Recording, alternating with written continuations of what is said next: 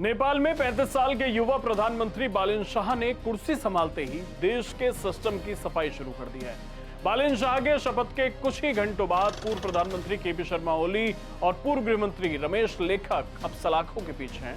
दोनों नेताओं की गिरफ्तारी क्या महज बदले की राजनीति है या फिर जेनजी आंदोलन के शहीदों को इंसाफ? प्रधानमंत्री बालेन शाह की पहली कैबिनेट मीटिंग में ही बड़ा फैसला लिया गया। मीटिंग में तय हुआ कि जेनजी आंदोलन में हुई ज्यादतियों को लेकर न्याय होगा। इसके तुरंत बाद सुबह 3 बजे पूर्व पीएम केपी शर्मा ओली को उनके गुंडू स्थित आवास से गिरफ्तार किया। गिरफ्तारी के दौरान काठमांडू घाटी में सुरक्षा इतनी कड़ी थी कि परिंदा भी पर नहीं मार सकता था। पुलिस की कई टीमें तैनात थी। ओली के साथ पूर्व गृह मंत्री रमेश लेखक को भी सलाखों के पीछे पहुंचाया गया है।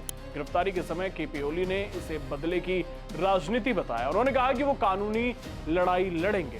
सबसे बड़ा सवाल है कि आखिर अचानक ये गिरफ्तारी क्यों हुई? पूर्व पीएम को अचानक गिरफ्तार करने की सबसे बड़ी वजह है गौरी बहादुर कार्की आयोग की रिपोर्ट।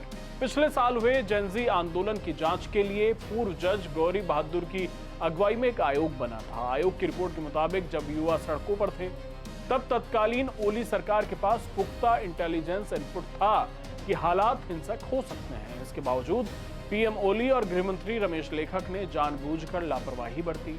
युवाओं की आवाज को दबाने के लिए बल प्रयोग किया गया, जिसमें कई मासूमों की जान गई।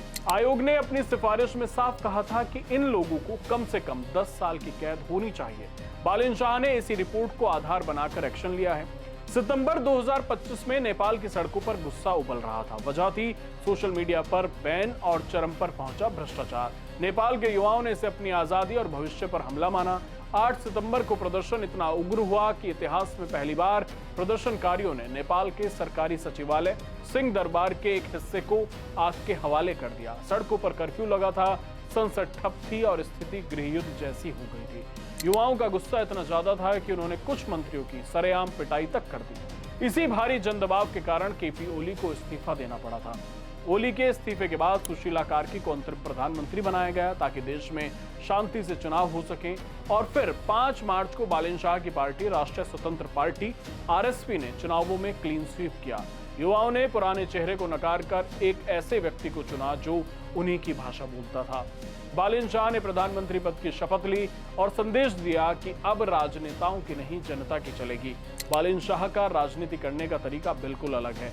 शपथ लेते ही उन्होंने एक रैप गाना रिलीज किया, रैपर हैं वो, जो सोशल मीडिया पर वायरल हो गया। इस गाने के जरिए उन्होंने सीधे तौर पर पुराने भ्रष्टाचार और जर्जर हो चुके सिस्टम पर प्रहार किया। गृह मंत्री सुदन गुरुंग ने कहा कि ये गिरफ्तारियां सिर्फ शुरुआत है। ये एक संदेश है उन सभी के लिए जो सोचते हैं कि पद की गरिमा उन्हें कानून से ऊपर रखती है। बालेन शाह ने अपनी पहली ही गेंद पर छक्का जड़कर विरोधियों को चारों खाने चित कर दिया है। क्या बालेन शाह इस सड़े हुए सिस्टम को पूरी तरह बदल पाएंगे? क्या केपी ओली की गिरफ्तारी नेपाल में किसी नए राजनीतिक संकट को जन्म देगी या फिर ये एक नए समृद्ध और न्यायपूर्ण नेपाल की शुरुआत है? हमें कमेंट बॉक्स में अपनी राय जरूर बताएं। धन्यवाद।